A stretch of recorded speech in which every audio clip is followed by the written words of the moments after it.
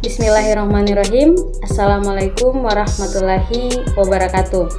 Yang terhormat Ibu Dr. Hajah Syamsidah MPD selaku dosen mata kuliah Sosiologi Keluarga serta teman-teman sekalian yang saya muliakan. Perkenalkan, nama saya Narni dengan NIM 210208501009, jurusan Pendidikan Kesejahteraan Keluarga kelas 04, Fakultas Teknik Universitas Negeri Makassar. Pada kesempatan kali ini, saya akan memaparkan hasil observasi terhadap lingkungan sekitar tentang gangguan psikis pada anak akibat kekerasan dalam rumah tangga. Sebelum kita masuk pada tema kita yaitu gangguan psikis, marilah kita bahas terlebih dahulu apa itu keluarga. Keluarga adalah salah satu unit terkecil dalam masyarakat yang terdiri dari salah satu kepala keluarga dan beberapa orang yang tinggal dalam satu atap yang sama dan juga saling ketergantungan satu sama lain. Keluarga tersebut terdiri dari beberapa peran, yaitu ayah, ibu, dan anak.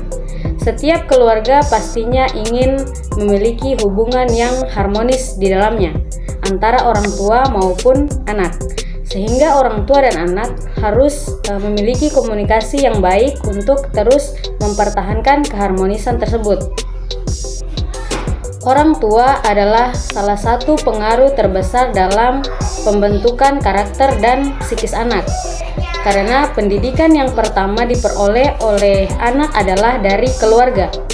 Orang tua harus mendidik anak mulai dari dini pembentukan karakter, baik idealnya sebelum anak berusia 12 tahun. Sebuah keluarga atau pasangan suami istri pastinya tidak jauh dari sebuah konflik keluarga, di mana disitulah komunikasi harus dengan baik agar terhindarnya peristiwa kekerasan dalam rumah tangga. Kemudian faktor penyebab timbulnya kekerasan dalam rumah tangga. Faktor yang menyebabkan timbulnya kekerasan dalam rumah tangga selain dari faktor internal, ada pula faktor eksternal. Faktor internal adalah faktor yang timbul dari kepribadian diri sendiri, seperti tidak bisa mengontrol emosi atau menyelesaikan masalah dengan berbicara yang saling menyakiti hati, sehingga timbullah kekerasan dalam rumah tangga.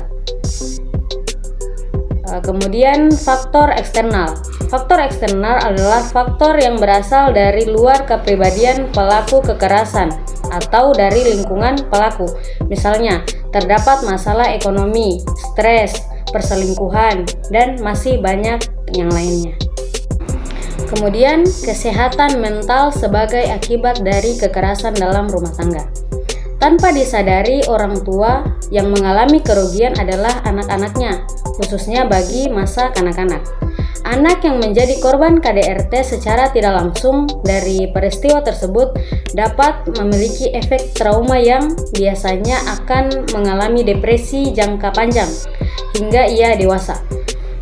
Masalah ini yang dikhawatirkan akan membuat anak teringat dan takut untuk memulai suatu hubungan. Penelitian menunjukkan akibat dari KDRT itu sendiri terhadap anak yakni sensitivitas memiliki trauma psikis, serta anak tersebut akan terlibat dalam segala hal apa yang ia dengar dan ia lihat di lingkungannya. Narkoba. Tidak sedikit orang yang mengalami masalah dalam hidupnya terjerat dalam yang namanya penggunaan narkoba. Contohnya korban KDRT. Anak tersebut akan terlibat dalam segala hal yang ia dengar dan ia lihat di lingkungan sekitarnya. Apalagi lingkungannya tersebut dapat dikategorikan lingkungan tak sehat. Narkoba menjadi jalan pintas baginya. Narkoba bukan cuma berbahaya bagi kesehatan fisik penggunanya, karena terdapat juga kaitan yang erat antara bahaya narkoba terhadap kejiwaan seseorang. Narkoba dapat mempengaruhi fungsi otak dan saraf penggunanya. Hal itu yang akan menyebabkan timbulnya gangguan kesehatan jiwa. Bahaya narkoba terhadap kejiwaan terlihat dari efek obat-obatan yang digunakan. Prosesnya sendiri berawal dari narkoba yang mempengaruhi bahan kimia di otak yang akan membuat seseorang sulit untuk memahami sinyal atau perintah yang dikirim oleh otak.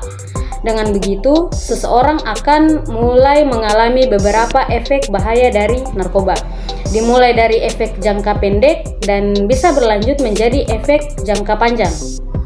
Beberapa efek narkoba jangka pendek yang mempengaruhi kejiwaan yakni gangguan kecemasan serta gangguan mood. Penggunaan terus-menerus narkoba akan memberikan banyak dampak seperti kurangnya kontrol diri, gangguan fungsi kognitif, kehilangan ingatan, hingga menimbulkan gangguan depresi dan memperburuk kondisi penyakit kejiwaan. Nah, depresi. Depresi mengakibatkan gangguan psikis pada anak sebagai akibat dari kekerasan dalam rumah tangga tersebut.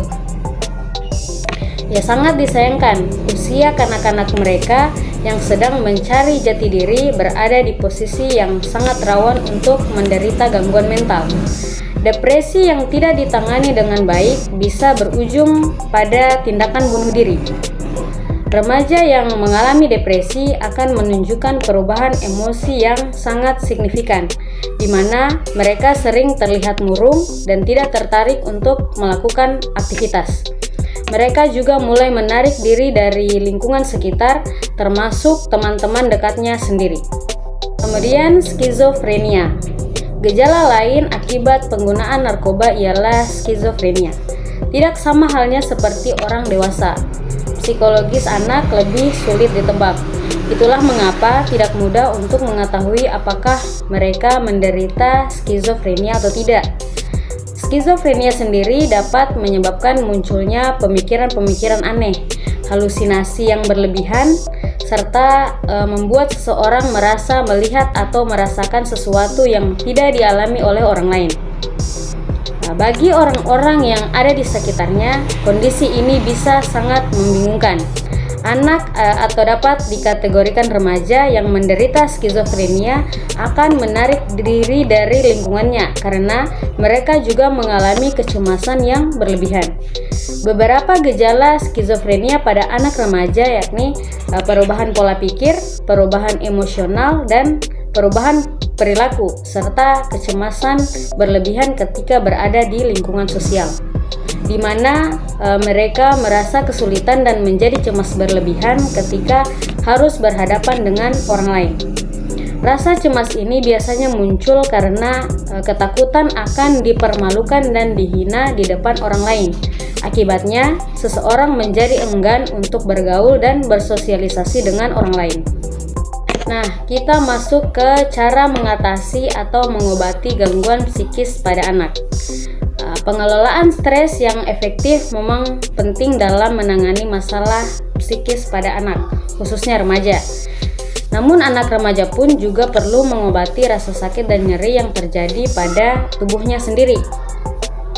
Selanjutnya, sebagai keluarga terdekat dari si anak, dapat melakukan konsultasi dengan psikiater terkait pemulihan kondisi psikis. Nah, psikiater akan mengobati pasien melalui diagnosis dari berbagai aspek, ya seperti durasi penyakit, tekanan lingkungan, kepribadian pasien, dan masih banyak yang lainnya. Nah, keluhan psikologis penderita gangguan mental ini akan dibantu melalui konseling dan didukung oleh psikoterapi, seperti terapi pola pikir dan perilaku yang dapat melatih respon ketika berhadapan dengan situasi berat. Itu akan membantu penderita mengurangi keluhan fisik yang dialaminya. Cobalah juga untuk mengelola stres, kecemasan, dan depresi agar tidak sampai menimbulkan gangguan-gangguan lainnya seperti psikosomatik, ya, yang berdampak pada kondisi tubuh secara keseluruhan. Konsultasi dengan psikiater akan membantu ketika mengalami gangguan mental atau psikologi. Ya, jangan ragu untuk pergi ke psikiater ketika ada anggota keluarga membutuhkan penanganan mengenai masalah psikologinya. Jangan membiarkan masalah dalam pikirannya terus-menerus berkembang hingga menyebabkan gangguan lain yang lebih buruk dan membahayakan bagi diri si anak atau keluarga kita. Kita masuk pada kesimpulan. Seharusnya seorang suami dan istri harus banyak bertanya dan belajar tentang bagaimana cara menerapkan sebuah keluarga yang sakinah, mawaddah, dan warahmah agar terhindar dari yang namanya kekerasan dalam rumah tangga. Di dalam sebuah rumah tangga butuh komunikasi yang baik antara suami dan istri agar tercipta sebuah rumah tangga yang rukun dan harmonis. Jika di dalam sebuah rumah tangga tidak ada keharmonisan dan kerukunan di antara kedua belah pihak, ya tentunya bisa menjadi pemicu timbulnya kekerasan dalam rumah tangga. Seorang suami atau istri harus bisa saling menghargai pendapat pasangannya masing-masing. Ya, sangat disayangkan jika terjadi KDRT tersebut. Dampaknya akan berimbas kepada anak-anak kita sendiri. Baik, itulah yang dapat saya sampaikan. Terima kasih atas perhatiannya. Lebih dan kurangnya mohon dimaafkan. Billahi taufiq wal hidayah. Wassalamualaikum warahmatullahi wabarakatuh.